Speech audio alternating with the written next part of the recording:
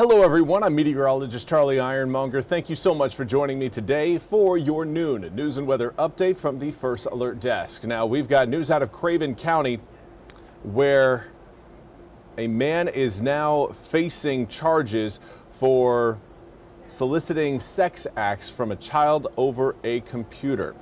Now, the Craven County deputies received a report in September involving the solicitation.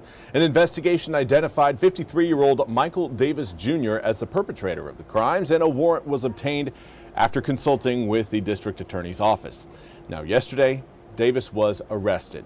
Deputies obtained warrants to search Davis's home and place of work and seized electronic devices from both places. Davis is charged with 2 felony counts of soliciting a child by computer, felony indecent liberties of a minor, and 2 counts of disseminating obscenity. He was taken to the Craven County Jail where he is being held under a $200,000 secured bond. The New Bern Police Department and the North Carolina State Bureau of Investigation assisted in the case. The investigation remains ongoing. And now we want to turn our attention to holiday travel. It is a big travel weekend. Of course, many are hitting the airports and roads today. NBC's Tom Costello is standing by with more on what you need to know to, again, keep your travel as easy as possible.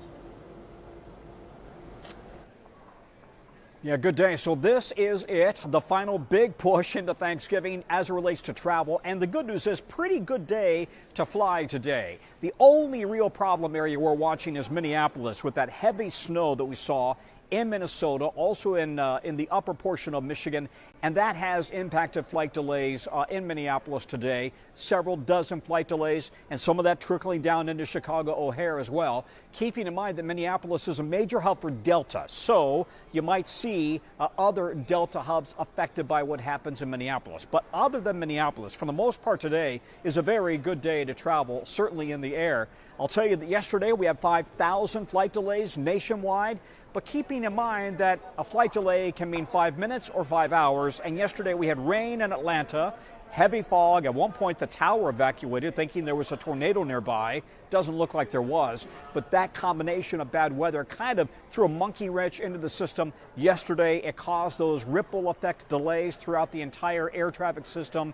For the most part, it was a rain issue and it's over. So we're watching that again today. Low ceilings, low cloud ceilings here on the East Coast, especially here at Reagan Airport in Washington.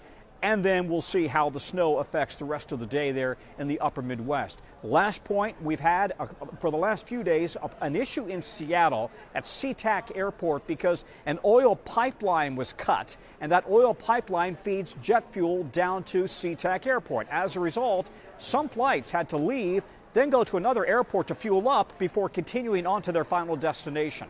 Well, now we're told by both Alaska and Delta Airlines that they are trucking fuel in to make sure that their planes are fueled up, and they are right now working on repairing that pipeline in Seattle. The busiest day to travel is going to be Sunday. Everybody trying to get home after that Thanksgiving weekend, so we'll see how it all plays out on the roads and also in the air on Sunday. I'm Tom Costello at Reagan National. Back to you. Well, thank you so much, Tom, for that report. Happy I'm not heading to Seattle this Thanksgiving. Headaches galore. Now, as far as your weather forecast goes here in eastern North Carolina, here's what we've got. A few spot showers again continuing to flow over parts of eastern North Carolina. We've seen most of the rain across Sampson, Wayne, Greene, Wilson, Edgecombe, Pitt, Martin, Halifax, Northampton, Hertford, Bertie, and Gates counties, and then extending up over the north side of the Albemarle Sound. The rest of eastern North Carolina, the closer you get to the Crystal Coast and kind of the New Bern and Trenton and even the Bayboro area across Pamlico County, we're not really seeing a whole lot of drop potential. Yeah, there's certainly some cloud cover there, but rain showers not really hitting at this point. As we head through the afternoon, those rain showers again will be tapering off, looking at a much calmer forecast from a rainfall perspective over the next several days as skies are going to turn clear. The problem is wind speeds are going to increase and air temperatures are going to plummet. 71 degrees right now in Washington. If you are watching from Washington, get outside and enjoy. But I could say that about all of eastern North Carolina. If you're inside right now and you're a warm weather fan, get outside, enjoy some of this heat that we have today because it is going away tomorrow and it will be gone until we get into, well, possibly next week. But even next week, we're still going to be about 10 degrees cooler than where we're at right now. So again, Washington, 71 degrees. We're seeing the low 70s across a healthy portion of eastern North Carolina, but there's already a few of us that are into the mid to upper 70s. 77 degrees right now in Jacksonville, 78 in New Bern, 78 in Stumpy Point. It is toasty across parts of the east, and that is all due to a southwesterly wind. That wind right now blowing in at about 10 to 15 miles an hour. Some areas a little bit outside of that range, but I'd say the direction is more important than your wind speed. Yeah, speed does have importance to it, but it's not as influential as the direction is, because once winds shift later on tonight at around 11 o'clock coming out of the northwest instead of the southwest, air temperatures start to take a hit. We'll see overnight lows dip all the way down into the low 40s, possibly upper 30s. And then coming up for tomorrow, we've got a high in the low to mid 50s.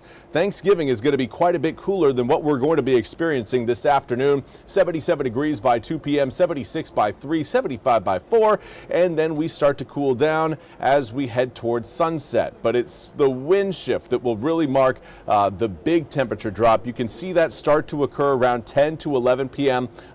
Losing out on that southerly component in your winds, that will drive air temperatures down even further as we head through, again, Thursday, but more so Friday and Saturday.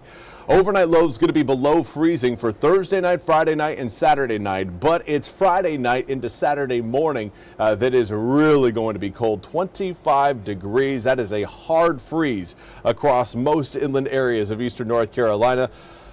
And then we warm up as we head through the weekend, specifically Saturday and Sunday. Saturday still cold, Sunday significantly warmer by about 15 degrees. And then we see more rain showers and cloud cover build back over the east from Monday, Tuesday, and Wednesday of next week. And that will keep air temperatures from getting above average. Normal this time of year is right around the upper 50s to low 60s. We'll essentially be at that range for Sunday, Monday, and Tuesday. But with the increasing rain showers, we will see those temperatures come down a little bit as that system exits on Wednesday. We will have a few leftover showers Wednesday morning, but by Wednesday afternoon, looking a little bit drier and a little bit cooler.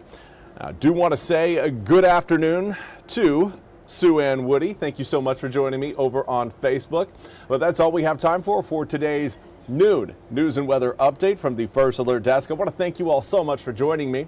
We'll be back with more news and weather coming up at 1 o'clock. Until then, have a fantastic rest of your Wednesday. We'll see you back here in just a few minutes.